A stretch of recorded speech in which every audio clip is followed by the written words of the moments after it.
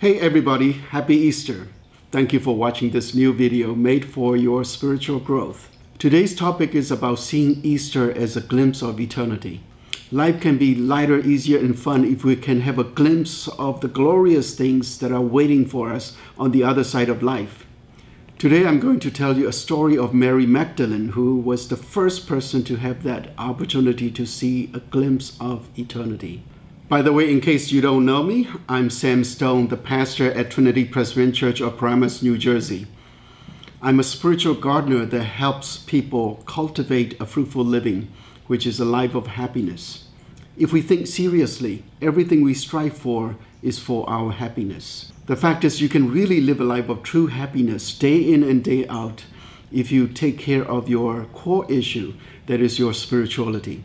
That is the purpose of these videos. According to the Bible, Mary Magdalene was the first person to see the risen Christ. She came to the tomb on the third day after Jesus was crucified, but she found the tomb empty and the body of Jesus was missing. She became very upset and started to weep because she thought somebody must have stolen Jesus' body.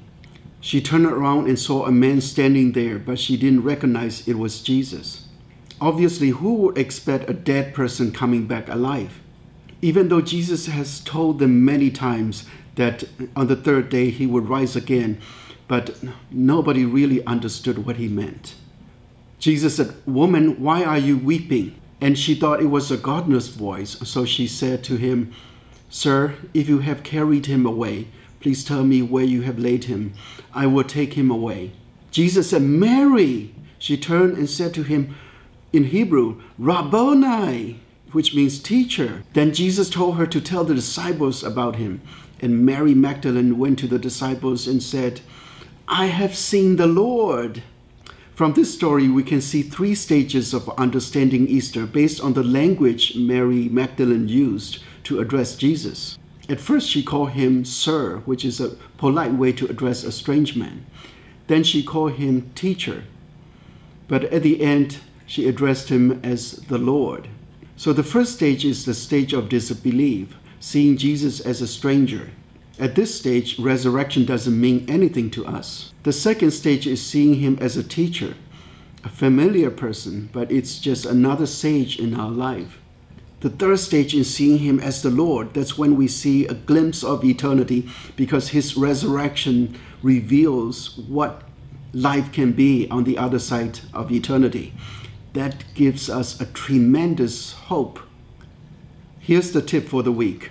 You can make your life journey much lighter, easier, and joyful if you spend some moment this week meditating on this glimpse of eternity Easter brings us. It all depends on at what stage you are when you look at Easter, whether you see him as a stranger, a teacher, or the Lord. Today, there are more than 2 billion people have seen him as the Lord and Savior and enjoy this glimpse of eternity that Easter has brought us, and you can too. Mary's statement of "I've seen the Lord" changed history forever. In fact, it divided history into two parts, BC and AD, or BCE and CE, whichever you like to use. Each time you put down your signature, you are required to put down a date, which is in reference to Jesus Christ.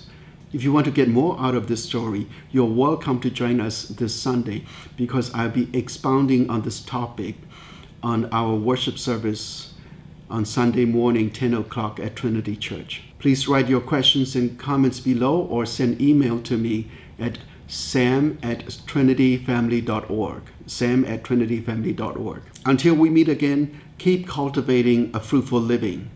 Remember, at Trinity, the good news is getting better and better.